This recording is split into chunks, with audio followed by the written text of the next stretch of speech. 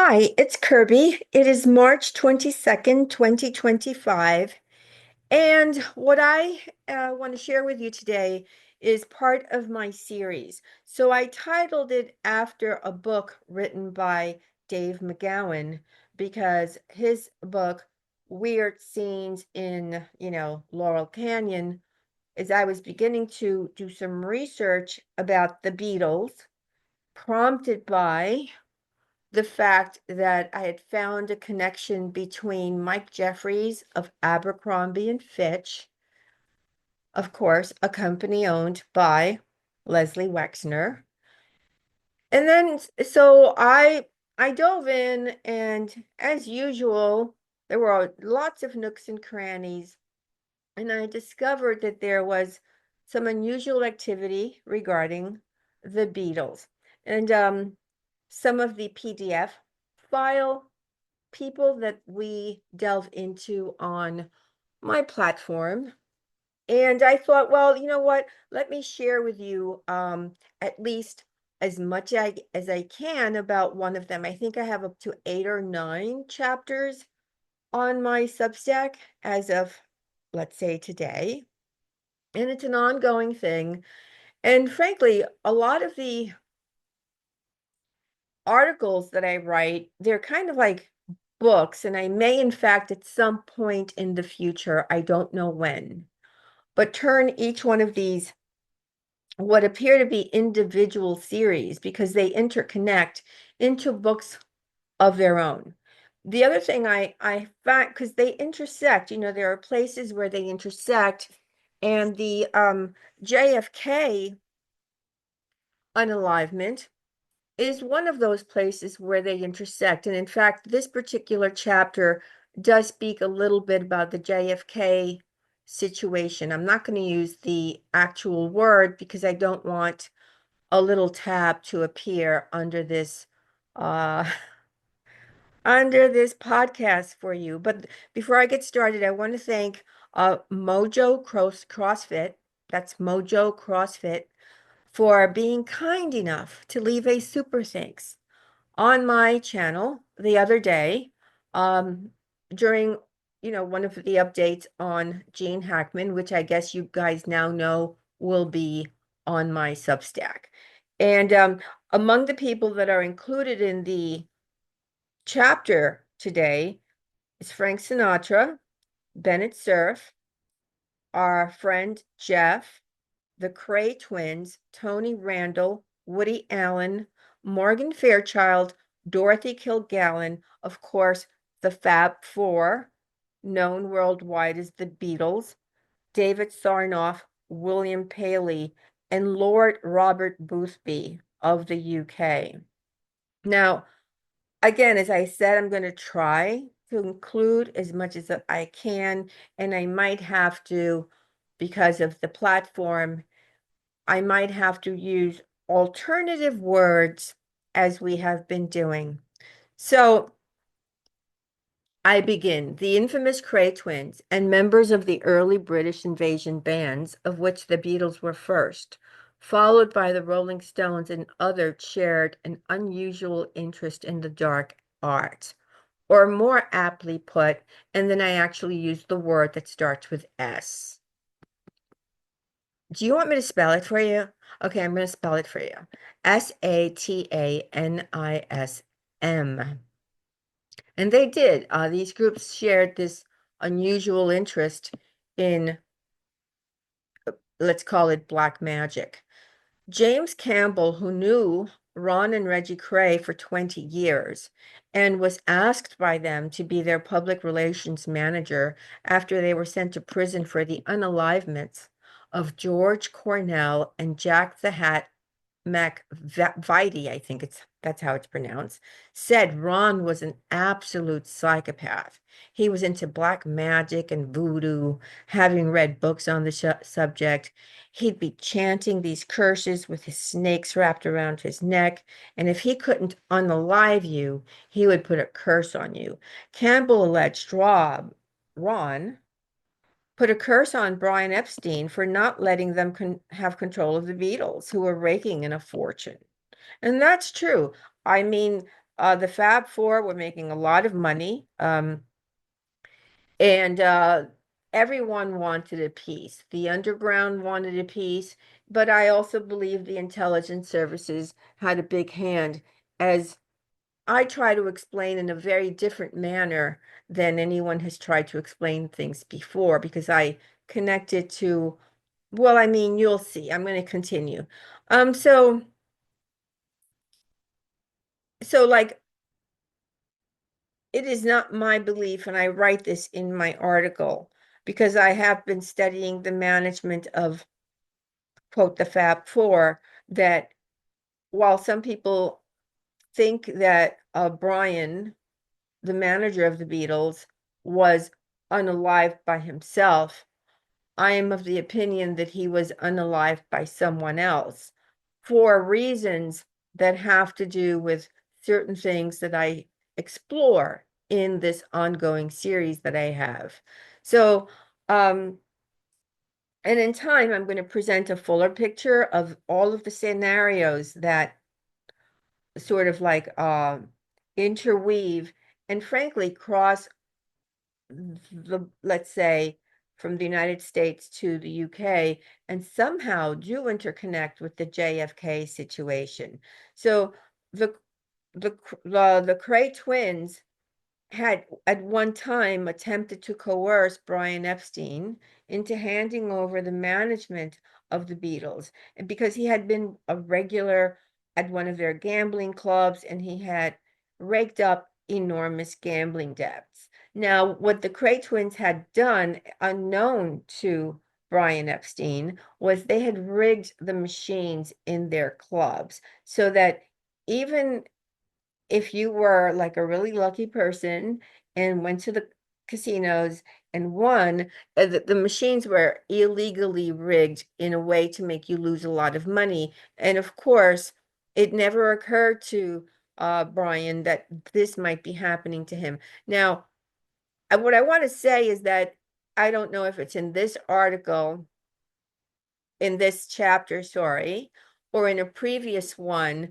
there are so many connections to the Jeff of that you are familiar with as having, a property in Manhattan on East 71st Street. Many, many connections. I might get into one of these in this particular chapter. And so while crawling around the endless nooks and crannies of the underbelly of London in the 1960s, I discovered that Boothby appeared as a guest in the CBS series What's My Line?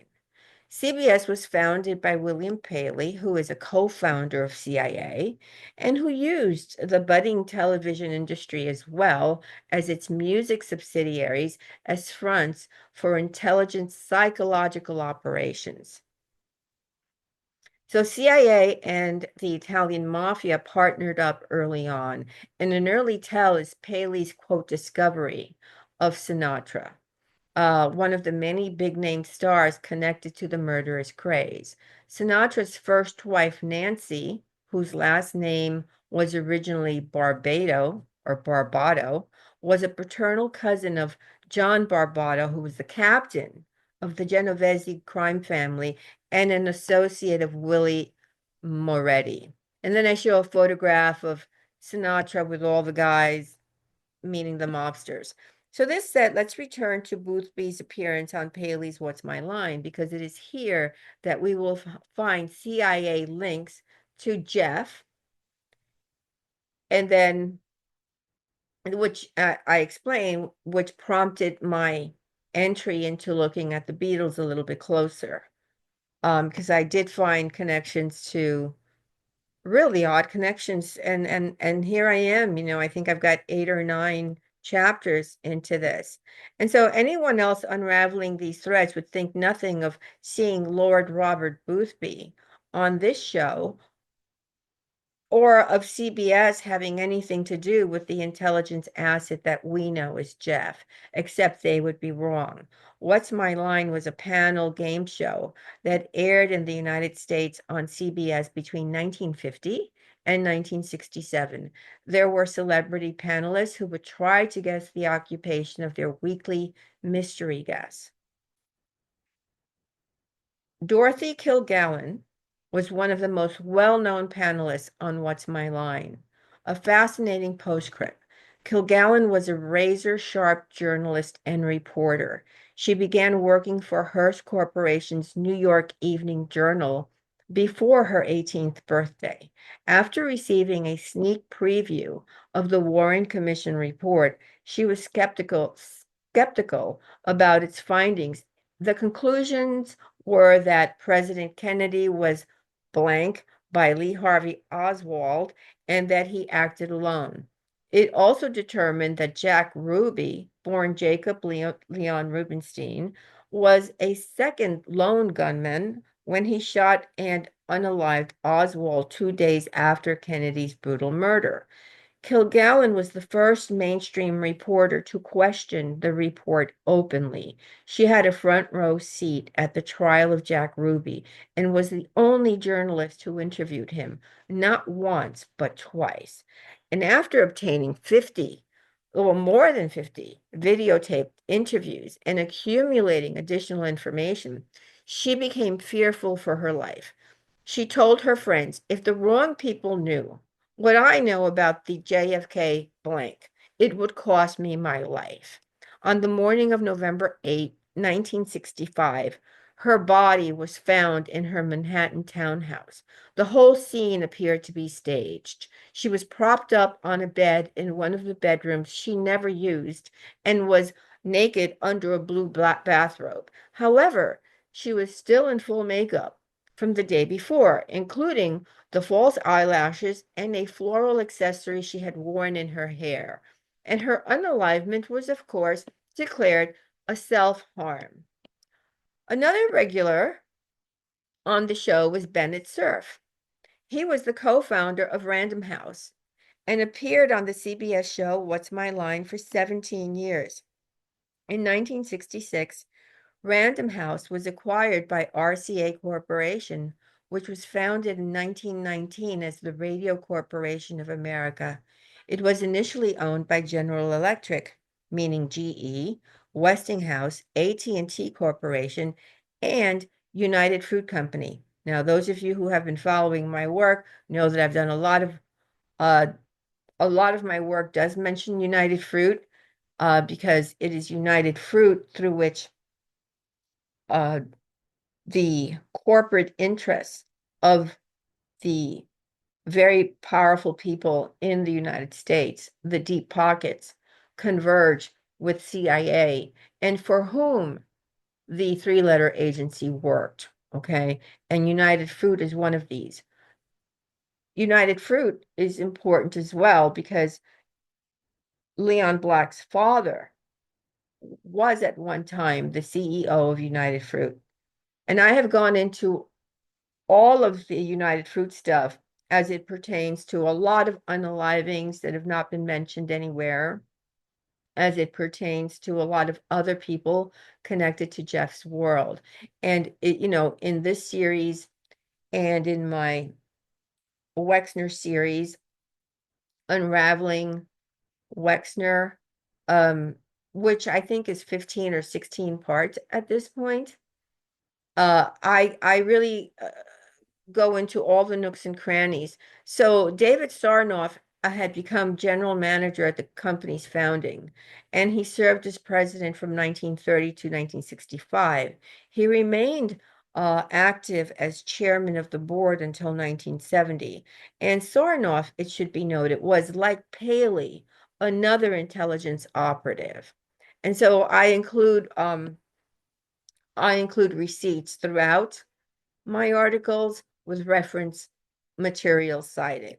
And then of course, I go on and I go into a little bit more into the United Fruit thing as I just explained to you, but then I go on to explain how odd is it then that Bennett Cerf and Jeffrey Epstein worked at the very same office. More than that, I'm not going to say right here. However, what I want to say is that this was not a coincidence. Now, I'm going to insert here that it is important to keep your the way you view the Jeff situation with a broader perspective, because while I hear some people indicate very strongly that it was only a Mossad operation, that's really not what I've discovered. And I'm speaking also about firsthand experience, having had a high-level official from the CIA contact me in 2008 in a very unusual way to ask me about my abuser and his father. And he befriended me, this person who was a high-level CIA official. And I will probably, I've shared that, in my work on Substack and with the people who follow my work. And they too are part of this extended, let's say, group that we study, or that, I study, and you guys, some of you are also researchers. And one of the things that he did ask me, and I was really, I didn't know at the time in 2008 to think that, let's say, the person involved in my life who had derailed my life severely in so many ways until present day, was involved in 2008. I had no idea he was involved with either the Mossad or CIA. I would later discover that he and his father were involved with both. And I want you to know that it is my opinion, based on what I know personally, my own experience, that the same thing applies to Jeff. For those people who keep insisting, no, it's just Mossad, Mossad, Mossad, I hate to be a party pooper, but I believe they're wrong. And so I'm going to skip over the information that I share showing the connections to this office, which is a CIA cutout that was in fact used by Bennett Cerf and also by our friend Jeff. So other guests of What's My Line include Tony Randall, who we know was photographed with Jeff and Ghislaine in 1991 in November at the Plaza Hotel, then owned by Donald Trump, by the way. And for a tribute that was scheduled before he fell off his yacht on November 5th. And it was attended by Ghislaine and her mother. Tony Randall was the host, one of the hosts that spoke there. And there is a photograph that's probably still circulating. Another guest of the show was Woody Allen. And again, I show photographs of all of this stuff, showing Alan's connection with Jeff and so on and so forth. I also shared the unalivement of a boy who's who was only known in the media as the suitcase murder. And what I think goes unsaid is that in these PDF situations, many of the victims are in fact silenced forever. And I'm not going to get into the really gory details of this because it's really a horrific unalivement. But clearly what I describe is, they're spotted. In his case, he was spotted with another young boy. They were told, well, you're going to do this, you're going to do X, Y, and Z. And this particular boy said, no, I'm not. And the other boy was like, okay, because they were literally threatened. You're going to do X, Y, and Z, or else fill in the blank. And then one boy said yes, and did what he was told. He would go on to become a very famous singer and a PDF himself. Yet this boy was tragically, horrifically made to never be alive again. And then I go into how it connects to Buckingham Palace and how this connects to Philip, that we know better as Prince Philip, the Duke of Edinburgh, who was married to Queen Elizabeth II. And then I pick that up in chapter 9. Well, I hope you guys enjoyed my sharing this excerpt with you. I'll leave the link to the specific one below. However, I really urge you, if you're going to read the series, to start with the first one, the first chapter, and read it consecutively. I've tried to keep the events going in a certain way so that you can get the most out of it. Don't forget to give this a like, and if you haven't subscribed, hey, this is the time to do so. Okay, guys, have a good weekend. Bye.